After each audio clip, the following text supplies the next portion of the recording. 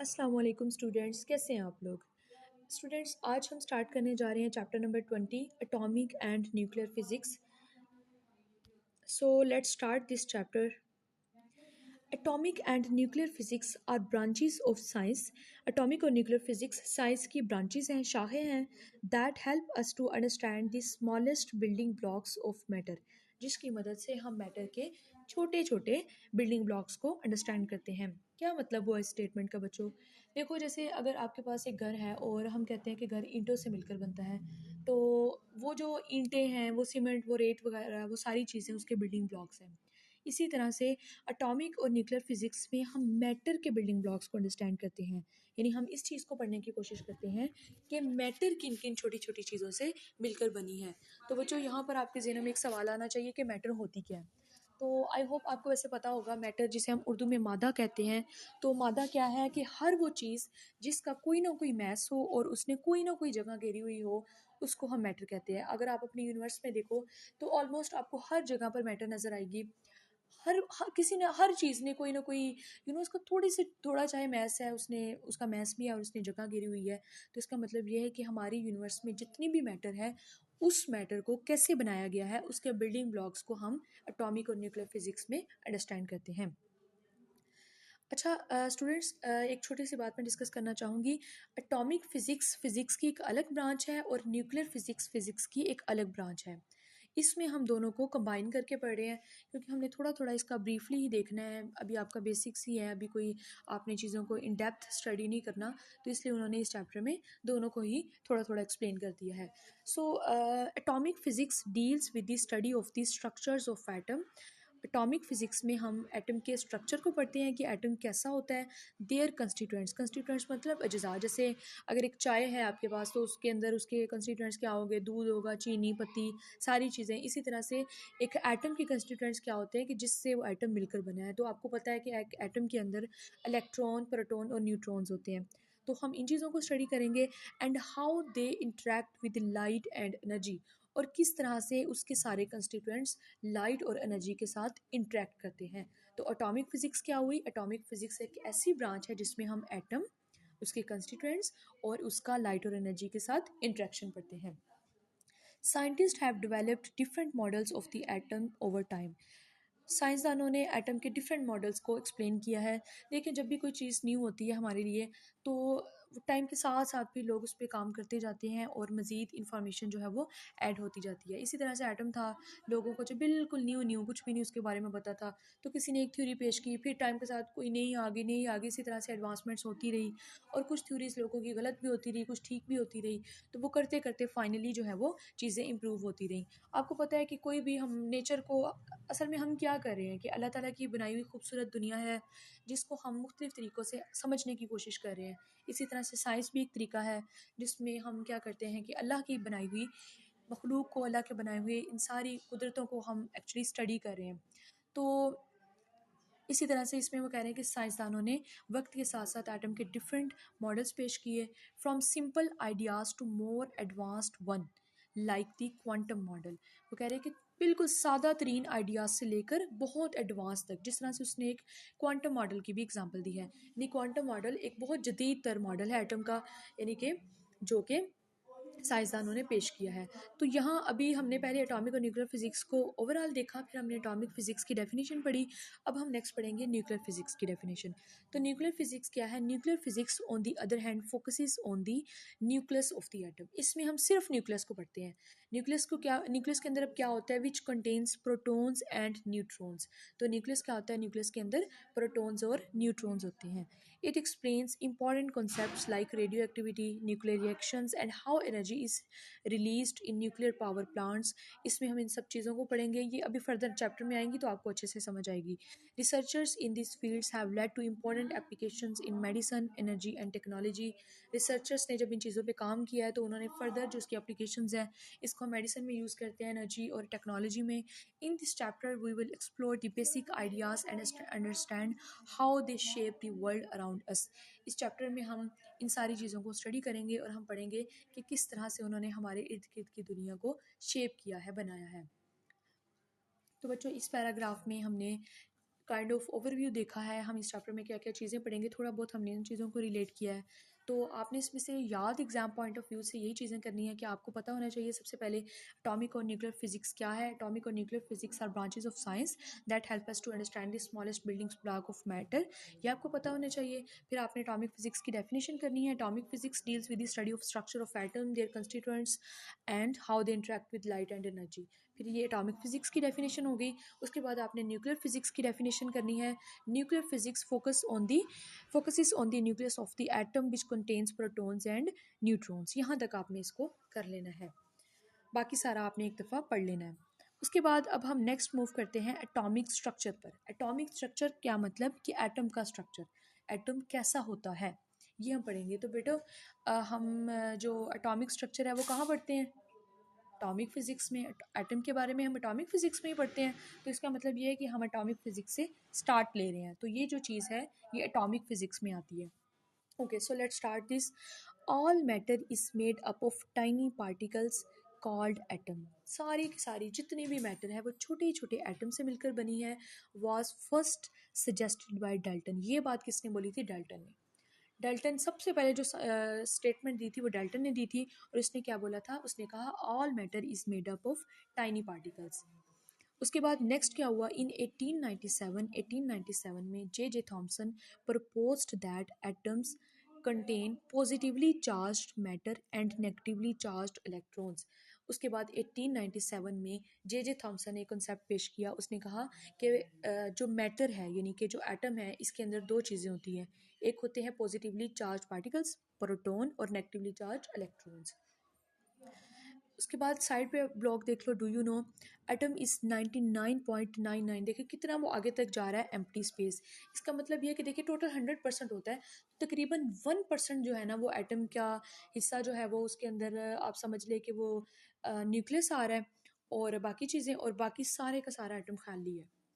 तो आप देख लें कि एटम कितनी छोटी सी चीज़ है और इसका सारा हिस्सा खाली है और बस 1% के अंदर ही वो सारा कुछ आ रहा है।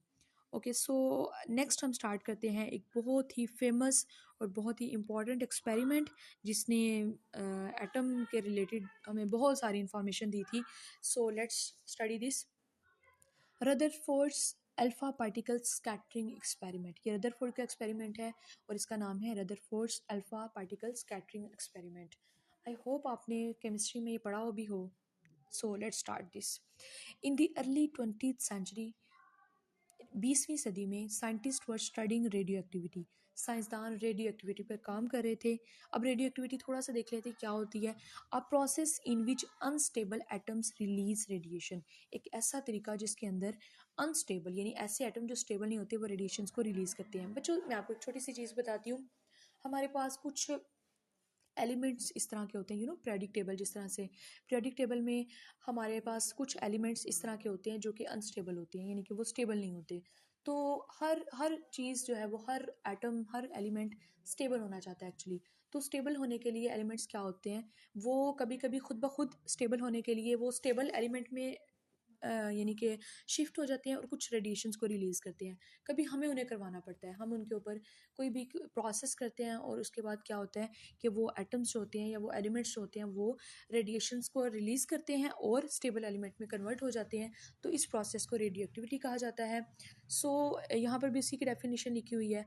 One type of radiation they discovered was alpha particles. तो जैसे मैंने अभी आपको बताया कि वो क्या करते हैं, रेडिएशंस को रिलीज़ करते हैं। तो यहाँ पर उसने कहा कि एक रेडिएशन का नाम अल्फा पार्टिकल्स भी दिया गया है यानी कि अल्फा पार्टिकल्स को वो रिलीज करते हैं। These particles were positively charged. जब पार्टिकल अनस्टेबल था और उसने स्टेबल होने के लिए रेडिएशंस को रिलीज़ किया और उन रेडिएशंस को अल्फा पार्टिकल्स का नाम दिया गया, तो ये देखा गया कि उन रेडिएशंस पर पॉजिटिव चार्ज था and have a small mass, और उनका बहुत स्मॉल मैस था, similar to atoms like helium. और वो अल्फा पार्टिकल्स जो थे वो हीलियम जैसे थे। हीलियम एटॉमिक जो पीरियोडिक टेबल है उसके अंदर एक एटम पाया जाता है, एलिमेंट है जिसका नाम है helium. They moved with high velocities, उनकी वेलोसिटीज़ बहुत ज़्यादा थी।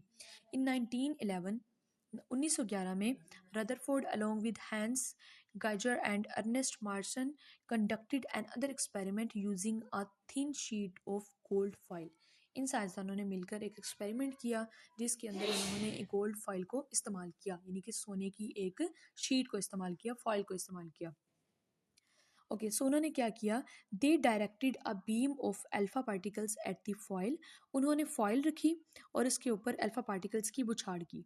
एंड नोटिस्ड दैट, जैसे उन्होंने उस फॉइल के ऊपर उस जो शीट थी उनके पास, उसके ऊपर अल्फा पार्टिकल्स की बुछाड़ की, उन्होंने नोटिस किया that most particles pass through without any deflection.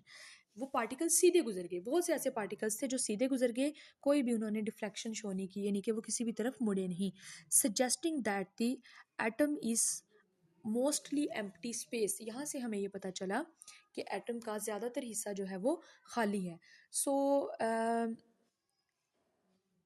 चलें यहाँ से अब इसको नेक्स्ट पढ़ते हैं, फिर हम क्वेश्चन आंसर बनाएंगे।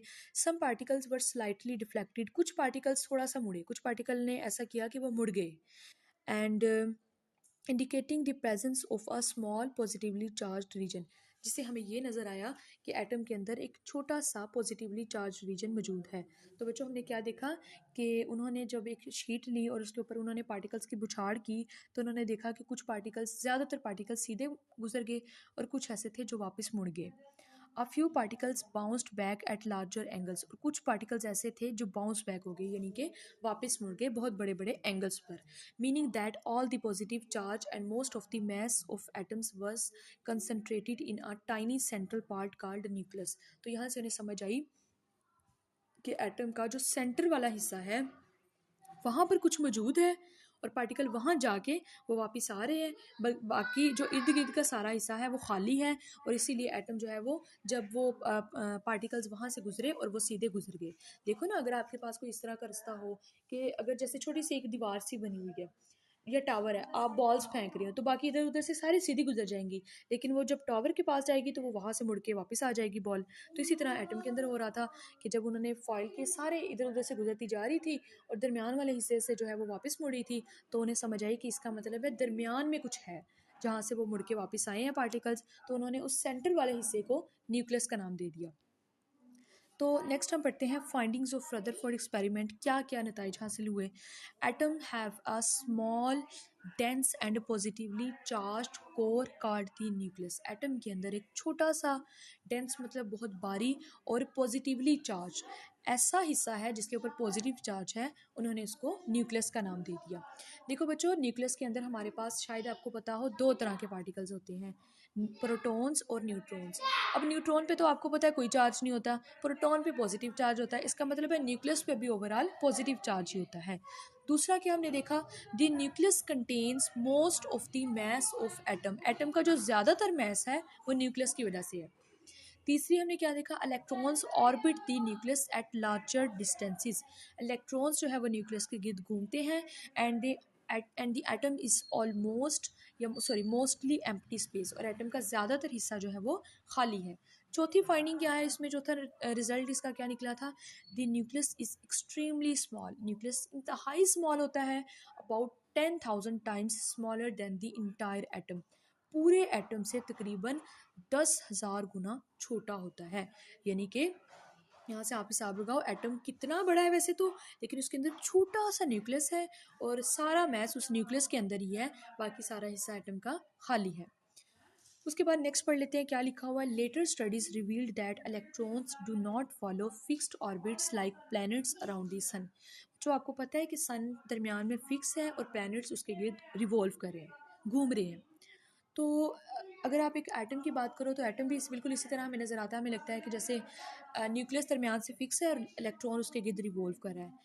तो उन्होंने कहा ऐसा नहीं है कि इलेक्ट्रॉन जो है वो बिल्कुल एक फिक्स सर्कल में, जैसे हमारी ज़मीन है वो सूरज के गिर्द बिल्कुल फिक्स सर्कल में घूम रही है, इलेक्ट्रॉन इस तरह से नहीं घूमते, बल्कि इलेक्ट्रॉन्स क्या करते हैं, instead they exist in regions called electron clouds, बल्कि वो एक बादलों की तरह का एक रीजन होता है एटम के गिर्द, सॉरी न्यूक्लियस के गिर्द, वहाँ पर वो रिवॉल्व कर रहे होते हैं, where their exact position can not be known, और वहाँ पर हम एटम की एग्जैक्ट पोजीशन को नोन नहीं कर सकते। देखो मैं आपको एक चीज़ बताती हूँ, इस तरह से होता है कि जैसे न्यूक्लियस है, न्यूक्लियस के गिर्द आप छोटे छोटे बादल बादल ले लो, क्लाउड्स ले लो, ठीक है, उन बादलों के अंदर इलेक्ट्रॉन्स रिवॉल्व कर रहे हैं, घूम रहे हैं, लेकिन हम ये नहीं देख सकते कि बादल के अंदर इलेक्ट्रॉन एग्जैक्टली है कहाँ, इलेक्ट्रॉन कहीं पे भी हो सकता है, इलेक्ट्रॉन के होने की पॉसिबिलिटी हर जगह पर बराबर होती है। This fuzzy cloud represents the probability of finding an electron in a certain area around the nucleus.